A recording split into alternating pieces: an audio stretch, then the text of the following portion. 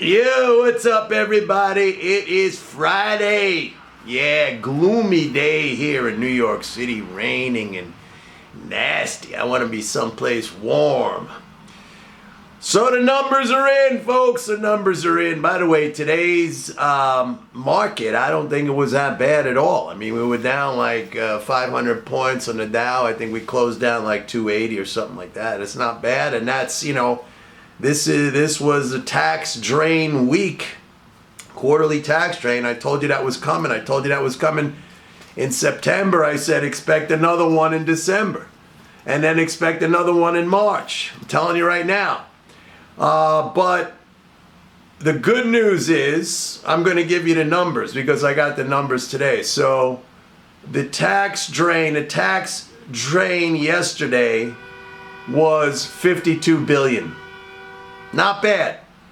I said it would be something closer to 190 or 100 billion. 52 billion. Not bad at all. Government still has a deficit. I'm gonna play something for you in a minute about the deficit, but the government still has a deficit of like 53 billion for the month.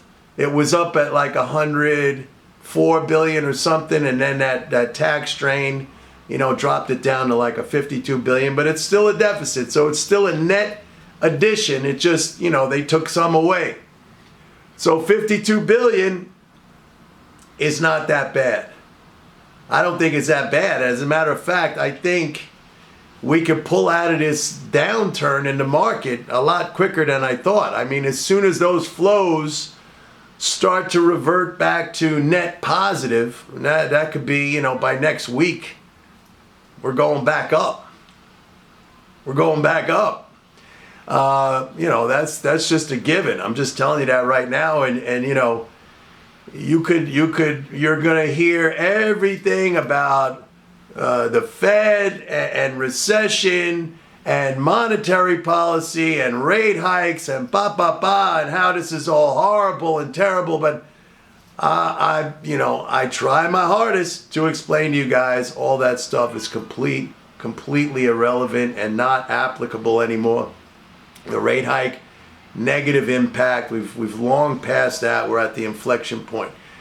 And it's funny because, I cut out a couple of things here. There was one headline that said that, there's no way that the Fed is going to achieve its goal without a recession.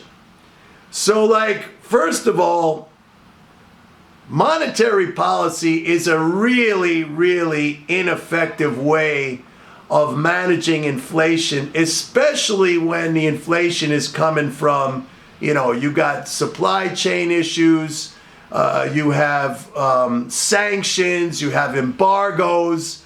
You got COVID, it's absolutely, you got an oil cartel, the OPEC plus. Seriously, this is the kind of fare you get. This is idiotic stuff. And second point is, monetary policy is not going to be effective, especially when it's being applied in the wrong way. When you raise rates, you're raising the general price level because the cost of all goods and services reflects the cost of credit. So you raise the interest rate, I've said this a zillion times, and you raise the general price level.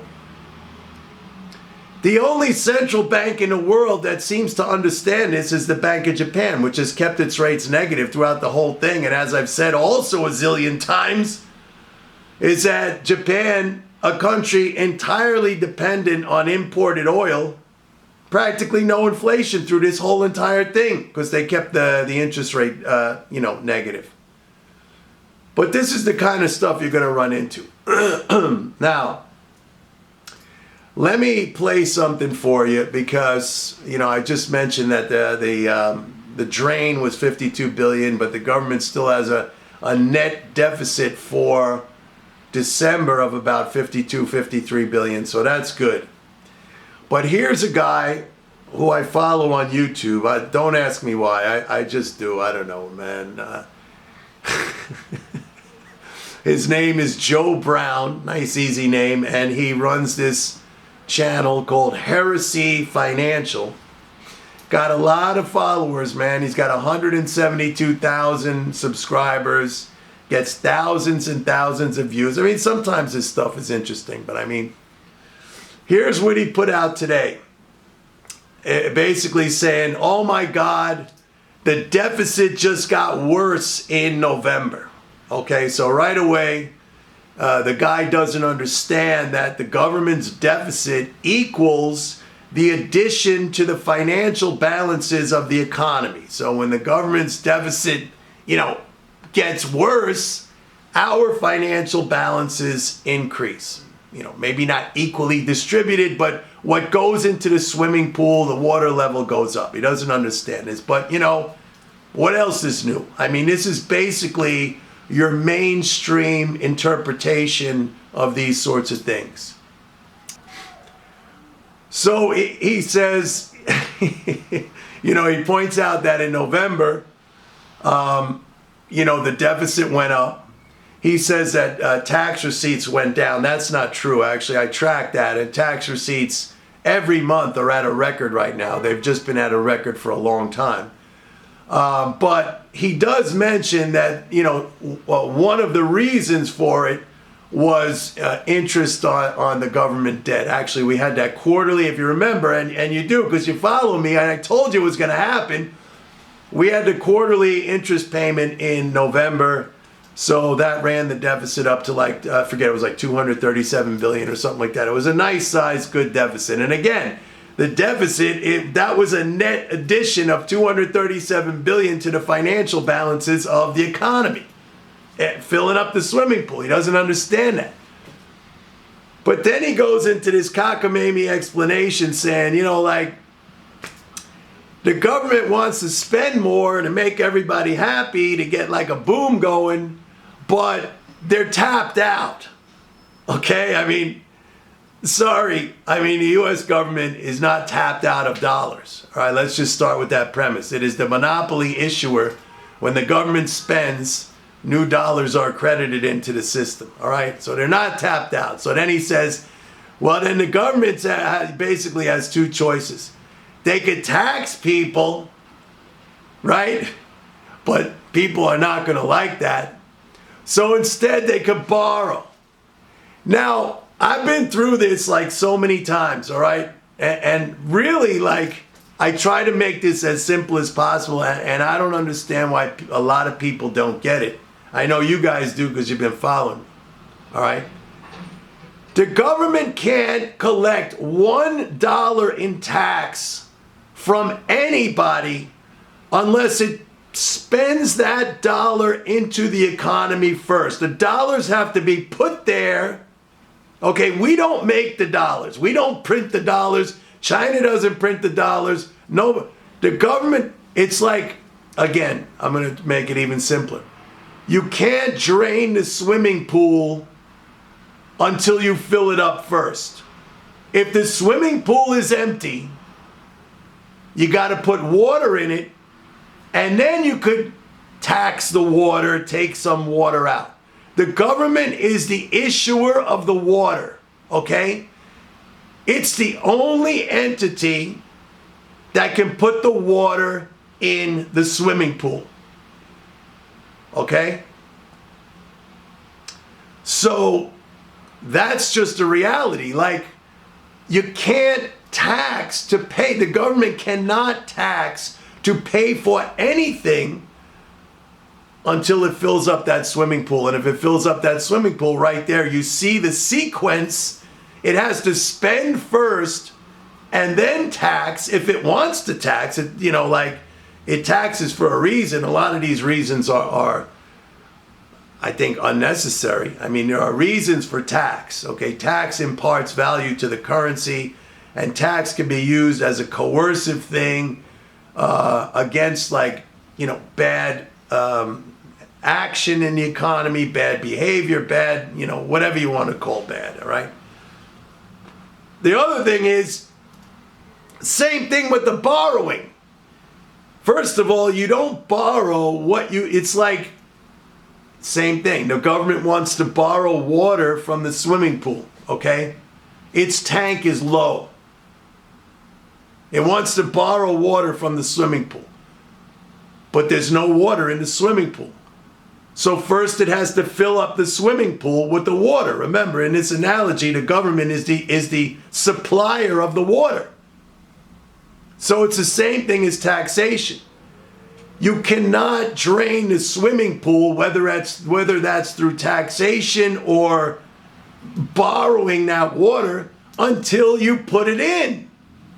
That's the sequence. And I mean, people just don't get it. I mean, this is like complete nonsense.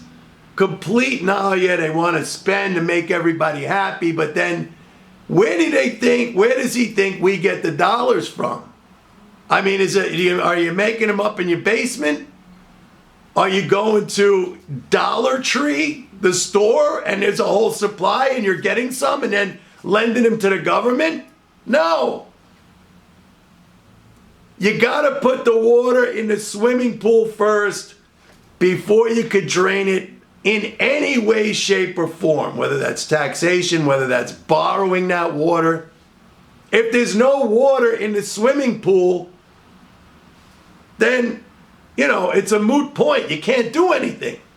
None of that stuff could happen. It has to be put there first. Is that hard to understand? I got a little bit of a hoarse throat, as you could hear. Anyway, maybe it's that running outside. I don't know. I mentioned that I've been running shirtless now in very, very cold weather here every morning. I wake up at 4 o'clock. I go shirtless, just my shorts and my sneakers, a hat, gloves.